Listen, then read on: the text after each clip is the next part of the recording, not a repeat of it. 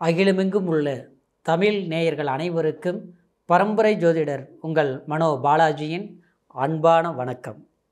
மீன ராசி அன்பர்களுக்கு செவ்வாய் பெயர்ச்சி ராசி பலன் பற்றி தாங்க இப்போ பார்க்க போகிறோம்.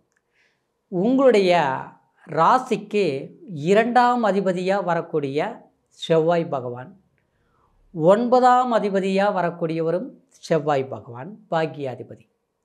இங்கே ஒருத்தருடைய வாழ்க்கையில் 2ஆம் இடங்கிறது குடும்பம், தனம், வாக்குஸ்தானம். 9ஆம் இடங்கிறது பாக்கியஸ்தானம். இந்த 2 இடத்துக்கும் அதிபதி செவ்வாய் மீனராசிக்கு. இவர் உங்களுடைய ராசிக்கு 7ஆம் இடத்துக்கு சஞ்சாரம் பண்ண போகிறாருங்க. இந்த காலம் உங்களுக்கு எப்பேற்பட்ட பலன்கள் கிடைக்கப் போகுது அப்படிங்கிறத பற்றி மிக மிக துல்லியமாக கணித்து இப்போது பலன்களை நம்ம தெரிஞ்சுக்க போகிறோம். முதலாக பார்க்குறவங்களா இருந்தீங்கன்னா சப்ஸ்கிரைப் பண்ணி பெல் பட்டன் அழுத்தி ஆல் ஆப்ஷன் கொடுங்க. மீனராசி குரு பகவானுடைய ஆதிக்கத்தில் பிறந்த உங்களுக்கு செவ்வாய் பகவான் தனக்காரகனாக வரார். இந்த தனக்காரகன் பாக்கியஸ்தானாதிபதி 7ஆம் இடங்கிறது கலஸ்திரஸ்தானத்துக்கு சஞ்சாரம் பண்ணுறாருங்க. ஏற்கனவே மனைவி ஸ்தானம், குடும்பஸ்தானம், தனஸ்தானத்தில் இருந்த பிரச்சனைகள் எல்லாமே நீங்கள் தீர்க்க போகிறீங்க. ஏன்னா ஜென்மத்தில் இருந்த சனி உங்களுக்கு எது செய்யலாம் எது செய்யக்கூடாது, என்ன பண்ணலாம் பண்ணக்கூடாதுன்னு புரியாமல் கண்ணை கட்டி காட்டில் விட்ட மாதிரி வாழ்ந்துட்டுருக்குறீங்க. ஊருக்கெல்லாம் உபதேசம் பண்ணுவீங்க, அடுத்தவங்களுக்கெல்லாம் வழிகாட்டுவீங்க, அடுத்தவங்களுடைய பிரச்சனைக்கு நீங்கள் முகஸ்தியாக நிற்பீங்க. அரசியலிருந்து அரசாங்கம் வரைக்கும் அடுத்த ஒரு பிரச்சனை தீர முடியலன்னு நீங்கள் தீர்த்து வச்சுருப்பீங்க. இன்றைக்கி உங்கள்கிட்ட இருக்குதோ இல்லையோ மற்றவங்கள பழிச்சுன்னு பார்ப்பாங்க, கண்ணியமாக பார்ப்பாங்க, கௌரவமாக பார்ப்பாங்க. அவருக்கு என்னப்பா பிரச்சனை, அவர்கிட்ட பணம் இருக்குது, அவர்கிட்ட புகழ் இருக்குது, அவரால் எல்லாம் பண்ண முடியும் அப்படிங்கிற ஒரு நல்ல பேர் மீனராசிக்காரருக்கு எப்போவுமே இருக்குது. ஆனால் நீங்கள் படுற வேதனை, நீங்கள் படுற கஷ்டம், அடுத்தவங்களுக்கு முன்னால் சிரிப்பீங்க, சந்தோஷமாக இருக்கிற மாதிரி காட்டிக்குவீங்க. ஆனால் 4 செவத்துக்குள்ளே வேதனைப்பட்டுருப்பீங்க. சமீப காலமாக இதுதான் நடந்துகிட்ருக்குது. பணத்தால் நஷ்டங்களை அனுபவிச்சிருப்பீங்க, பாசத்தால் ஏமாற்றங்களை சந்திச்சிருப்பீங்க, குடும்பத்தால் மனக்குழப்பங்கள் அடைஞ்சிருப்பீங்க. கண்டிப்பாக நடந்திருக்கு இதில் 3ல் 1. ஆனால் இருந்தாலும் உங்களால் நீங்கள் சரி செய்து சமாளித்து அப்படியே போயிட்டுருப்பீங்க. இதெல்லாம் எப்படி வருது இப்போ இந்த பிரச்சனைகள் அப்படின்னு பார்த்தோம்னா, உங்களால் வந்தது கிடையாது, அடுத்தவங்களை நம்பினதுனால வந்த வேணை, அடுத்தவங்க மேலே வச்ச நம்பிக்கையினால் வந்த பிரச்சனை. இருந்தாலும் எல்லாருக்கும் நல்லது பண்ணி நமக்கு இப்படி வந்துருச்சேன்ட்டு கவலைப்பட மாட்டீங்க. ஏதோ ஒரு நேரம், ஏதோ ஒரு காலம் இப்படி ஆகிப்போச்சு. குடும்பத்தில் நீங்கள் விரயங்கள் அதிகமாக சந்திச்சிருப்பீங்கன்னு சொன்னேன். என்னென்ன, மருத்துவ செலவிலிருந்து, அதே மாதிரி பணம் கொடுக்கல் வாங்கலிருந்து வர வேண்டியது வராது, நீங்கள் கொடுத்ததும் வரல, கடன் வாங்க வேண்டிய சூழலை கட்டாயம் உண்டாயிருக்கும்.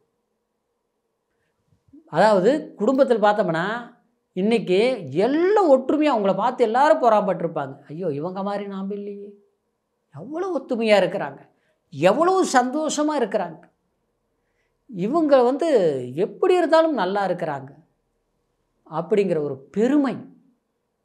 ஆனால் இந்த நேரத்தில் எல்லோரும் பார்த்து நம்மளை ஏதோ குறை சொல்லிடுவாங்களா?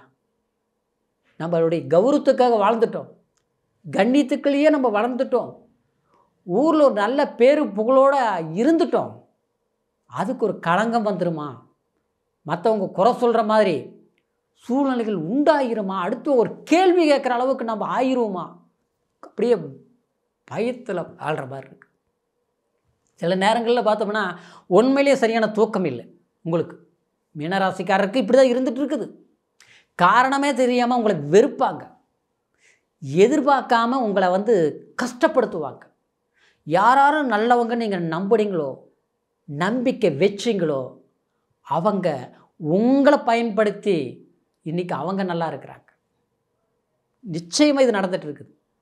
ஆனால் நீங்கள் நாம் ஏமாளி ஆகிட்டுமே, நாம் இன்றைக்கி விவரம் தெரிஞ்சு நம்ம முட்டாளாகிட்டுமே, என்ன கொடுமையாக இருக்குது இது அப்படின்னு நினச்சி வருத்தப்பட்டா இருக்கக்கூடிய உங்களுக்கு, ஏன்னா உங்களுடைய வாக்கு 7ஆம் இடத்துல போய் உட்காருது பார்த்தீங்களா, அதுதான் பாக்கியம். இந்த நேரம் ஜூலை மாதம் 28ஆம் தேதி, இந்த 28ஆம் தேதியிலிருந்து செப்டம்பர் மாதம் 12ஆம் தேதி வரைக்கும் நீங்கள் யாருங்கிறது இந்த சமூகத்துக்கு காட்டக்கூடிய ஒரு அங்கீகாரமான ஒரு காலம். 2ஆம் அதிபதி 7ஆம் இடத்தில் இருக்கிற போது உங்களை யார் உங்களுடைய அன்பு உணராமல் புரிஞ்சிக்காமல் உங்களை வெறுத்து விலகி போனாங்களோ விரும்பி வருவாங்க. கண்டிப்பாக நடக்கும். புரியுங்களா? உங்களை காயப்படுத்துகிறவங்க இன்றைக்கி நல்லா இருக்கிற மாதிரி இருக்கிறாங்க, ஆனால் கஷ்டப்பட்டு திரும்பி வரக்கூடிய ஒரு காலம் ஏற்பட போகுது.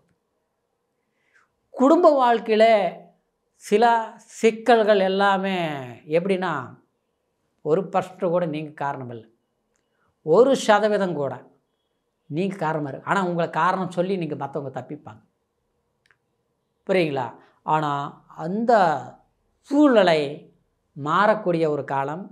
ஏன்னா செவ்வாய் பகவான் உத்திர நட்சத்திரம் வரக்கூடிய இந்த ஜூலை மாதம் 28ஆம் தேதியிலிருந்து 12ஆம் தேதி வரைக்கும், அதாவது ஆகஸ்ட் 12ஆம் தேதி வரைக்கும் உத்திர நட்சத்திரத்தில் சஞ்சாரம் பண்ணுவார்.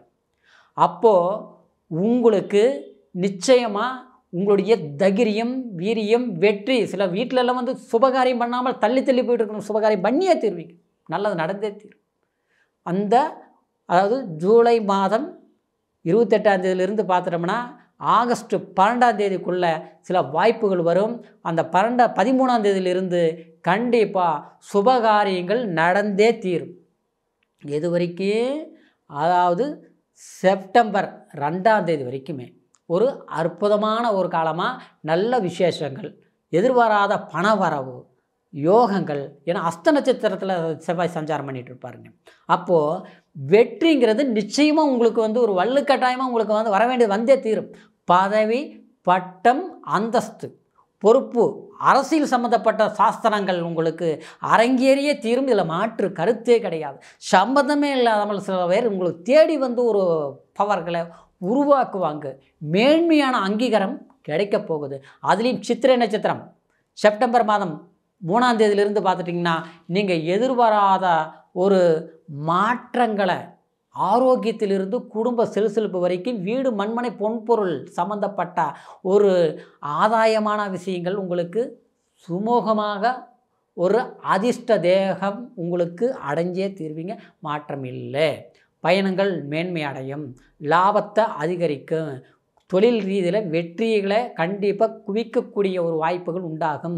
கல்வி படிக்கக்கூடிய மாணவர்கள் கண்டிப்பாக உற்சாகத்தை அடைஞ்சு ஒரு அற்புதமான ஒரு கால நேரத்தை நீங்கள் ஏற்படுத்தக்கூடிய காலம்தான் இந்த செவ்வாய் பகவான் பெயர்ச்சி என்பதில் பெரும் ஒரு யோகம் இந்த செவ்வாய் உங்களுக்கு கொடுக்க போகிறார். சரிங்களா? இந்த பலன்கள் உங்களுக்கு சொன்னது கோச்சார அடிப்படையில் நான் சொல்லியிருக்கிறேன். கோச்சாரங்கிறது அதாவது சந்திரனை மையமாக வச்சு சொல்லக்கூடியது.